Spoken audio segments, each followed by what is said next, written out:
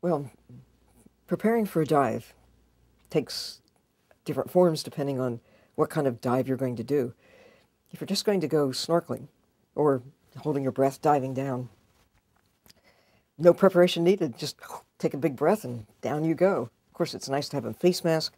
It helps to have flippers. It helps if you're in cold water to have a wetsuit or even a dry suit that'll keep you warm if you want to stay more than just a moment or two. For using scuba, you first want to make sure that you have air in your tank. That, again, the same old thing.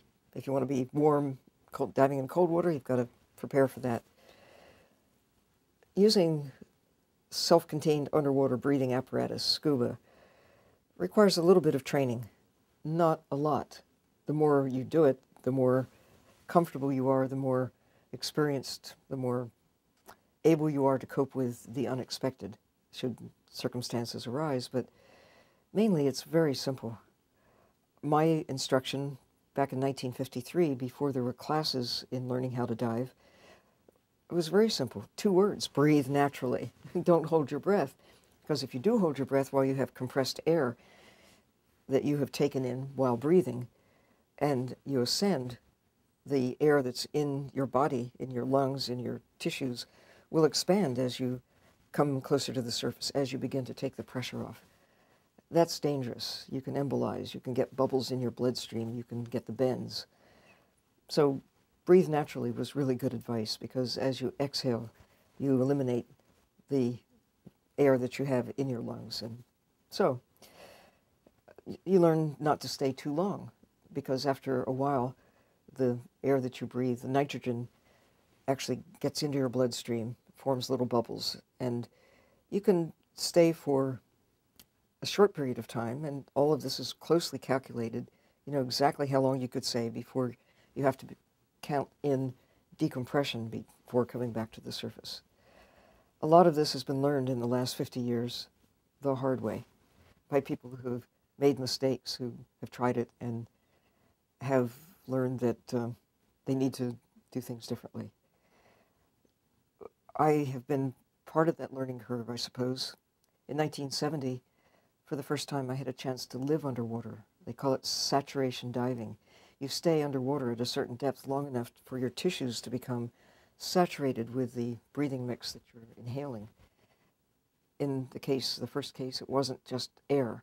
It was a mixture of nitrogen and oxygen, with somewhat less oxygen than we have at the surface, and therefore a little more nitrogen, because oxygen actually can become toxic if you breathe it under pressure for a long time at a certain depth. Below about 30 feet, 60 feet, it becomes toxic, dangerous. You can go into convulsions if you have too much oxygen. How can you have too much oxygen, you might think? We need oxygen. We do. But too much oxygen, even for us, under the right or wrong circumstances, can be lethal, can certainly be harmful. So these are all things that, in the process of learning how to dive, you can learn and figure out. But it's a bit like using a telephone. We take for granted that you can pick it up and talk into it. Engineers have carefully crafted the technology so that it is easy to use. Engineers have carefully crafted the mechanisms so you can just breathe into a regulator and not actually have to understand how it works, if you trust the engineers.